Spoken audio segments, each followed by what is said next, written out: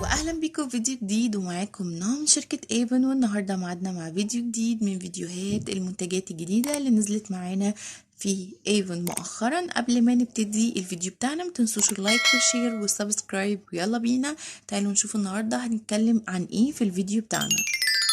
وزي ما انتم شايفين النهارده معانا المسكرة بتاعه Unlimited دراما، وده اول ظهور ليها في مصر. هي طبعا كانت بتصدر في الدول بره في اوروبا. انا كنت بشوف الاجانب كتير بيستخدموها في الفيديوهات بتاعتهم، لكن اول ظهور ليها عندنا في مصر هي الشهر ده. وهقارنها لكم كمان بالمسكرة بتاعه Unlimited الاصدار اللي كان نازل عندنا في مصر، واقول لكم الفرق ما بينهم ايه والافكت بتاع دي ودي.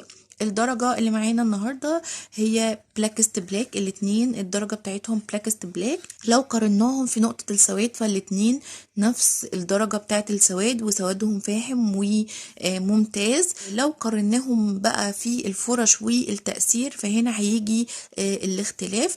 اول حاجة الفرشة بتاعت Unlimited انا كنت كلمتكم عنها بشكل مفصل وقارنت لكم بينها وبين الليجندري. بصوا شايفين الفرشة بتاعتها بلاستيك او هما بيقولوا سيليكون، ودقيقة جدا بتفرق الرموش، بتدي التفاف للرموش. اللي هو دايما الفرشة اللي بيكون فيها انحناء دي بتدي التفاف للرموش.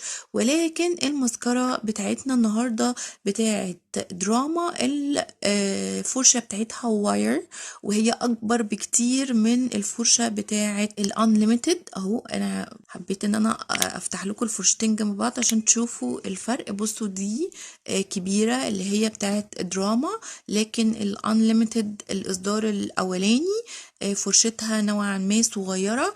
انا عن نفسي مش بحبذ الفرش الكبيرة، او بتبقى عايزة حد يعني بيعرف يحط مسكرة بشكل بروفيشنال، يعني لو كده هيبهدل الدنيا. لكن الفرش الصغيرة دي بتبقى تعاملاتها اسهل للناس اللي ما بتعرفش تستخدم المسكرة. بالنسبة للإفكت الاتنين الإفكت بتاعهم متقارب جدا، الاتنين بيطولوا الرموش وبيلفوها، ولكن دي بتنشف بسرعة. يعني دي لما بتحطيها على رموش الدراما، لما بتحطيها على الرموش حاسة ان الفورمولا بتاعتها مختلفة عن الانليميتد العادية. الانليميتد بتاخد نوعا ما شوية وقت في ان هي تنشف. احط منها كود بيبان، تيجي تاني كود برضو تبقي بتحطي بحرص شوية لان هي ممكن تكلكع منك والرموش تلزق في بعضيها.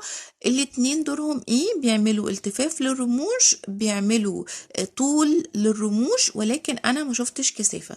يعني نوعا ما ممكن الانليميتد تدينا سنة بسيطة كثافة، لكن الدراما بتطول، بس بتطول وتلف الرموش. الاتنين ممتازين جدا في موضوع التفاف الرموش، ودي الميزة اللي بتميزهم لان ده دور الفرشة بتاعتهم اصلا.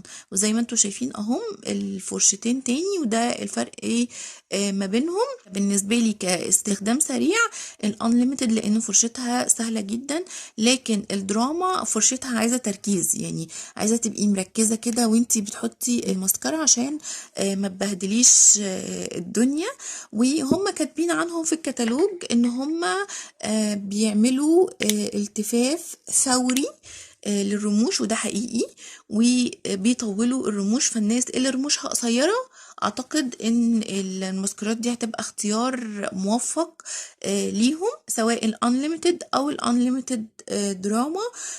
وكمان الناس اللي بتدور على ان رموشها تبقى ملفوفة، لان في ناس بتبقى رموشها ستريت. انا نفسي من الناس اللي رموشها واقفة كده، اللي هو ما بيبقاش فيها لفة.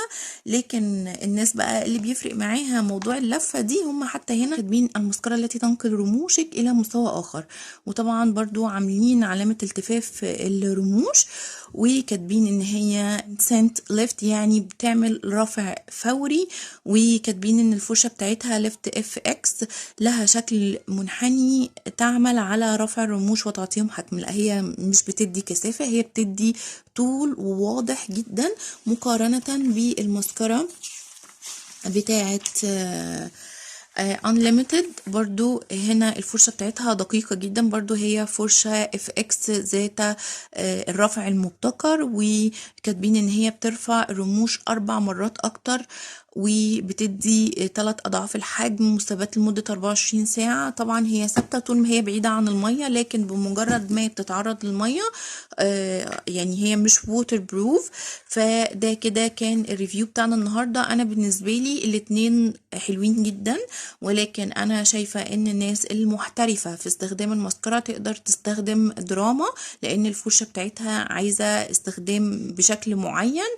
اما الناس اللي عايزة تستخدم ماسكارا بشكل سهل ويومي، طبعا بالنسبة لها هيكون افضل الانليميتد المتعارف عليها، لان فرشتها لطيفة جدا، بتفرق الرموش وبتلفها وبتديها طول وسهلة الاستخدام. انا عن نفسي بفضل الفرش البلاستيك عن الفرش الواير في بعض الاحيان، واشوف ان الماسكارا اللي الفرشة بتاعتها رفيعة اسهل في الاستخدام كتير من الفرشة بتاعتها كبيرة. مع ان الفرشة بتاعتها كبيرة المفروض ان هي بتدي كثافة، ومعظم الماسكارات اللي فرشتها كبيرة المفروض ان هي بتدي كثافة، ولكن الدراما ما ادتنيش كثافة، ادتني طول. فالمهام بتاعت الماسكارا بتاعت انليميتد سواء العادية او دراما، الاتنين بيعملوا على رفع الرموش والتفافها، وكمان تفريقها وتطويلها. فاللي حابب ان هو يجرب دي هي هتدينا نفس الافكت، واللي حابب ان هو يجرب دي هتديله برضو نفس الافكت. ولكن انا شايفة ان دي يقدر يستخدمها كل البنات بشكل سهل، لكن الدراما لازم تكوني محترفة في مسكة الماسكارا عشان تعرفي تستخدميها وتستخدمي الفرشة وتستفيدي من الانحناءة اللي موجودة فيها. وفي الحالتين الاتنين بيقوموا بنفس الدور، والاتنين الفرشة بتاعتهم فيها انحناء او التفاف عشان تدي التفاف للرموش، ولكن دي الفرشة بتاعتها كبيرة ودي الفرشة بتاعتها رفيعة، هنقول مش صغيرة، هي رفيعة، فبتدي تحكم اكتر وبتفرق الرموش بشكل اكتر. اما فيما يخص حجم الماسكارا، فالماسكارا حجمها 10 مللي، وطبعا الماسكارات بتستخدم في خلال 3 شهور من تاريخ فتحها.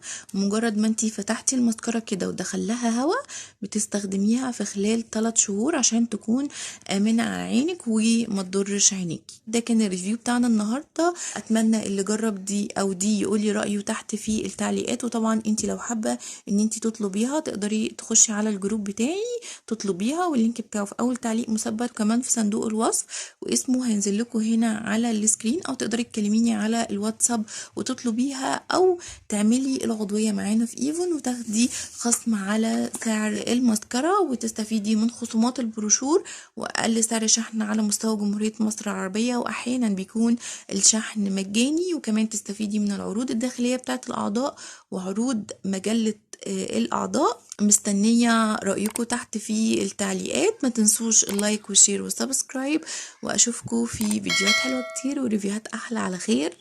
باي باي.